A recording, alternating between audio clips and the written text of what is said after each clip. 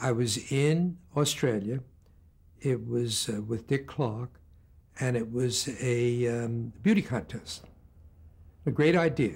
The idea was that when they got to the 10 semifinalists, there would be a call-in number. And you would call in, you would choose who would be the semifinalists.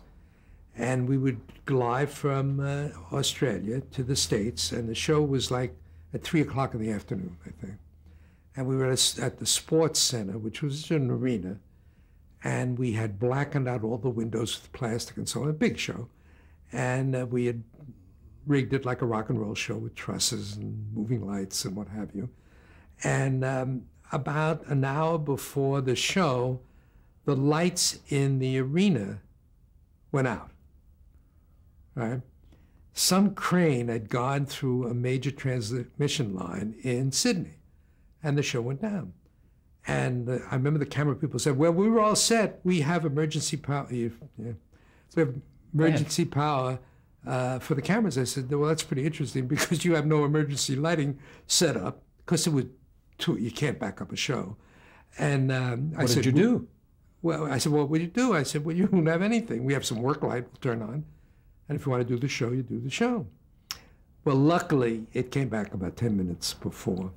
However, since it was live, it also gave Dick Clark the opportunity to stand in front of the camera and with a very, very serious face, tell us how we nearly had this near disaster, that we had lost power, but miraculously that it had come back, and so the show can continue.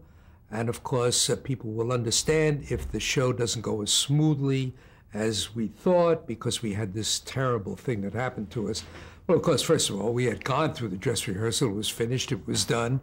There was no disaster. It just went off while we were waiting to go on the air. But however, it gave this Dick this opportunity to give this dramatic moment. Fly ahead, the show was on. Fly ahead to the evening. Dick is a great, great host.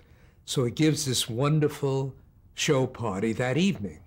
And we're in Sydney, and then the pressure is off, and everybody's having a wonderful time. And he went around to everybody to make sure that they were enjoying themselves and have a comment about the show and its relation to whoever he's talking to. And he gets to me, but he gets to me when I'm already into about 2 martinis. And he said, Bill, I've never seen anything like it. Have you? Well, my mind was clouded. I said, what is he talking about? I had never seen. He said, you know, power has never failed. And then I knew. I said, yeah, Dick, I had never seen anything like it either. Well, I really hadn't. And then he looked at me very strange and he said, Bill, how long have you been in television?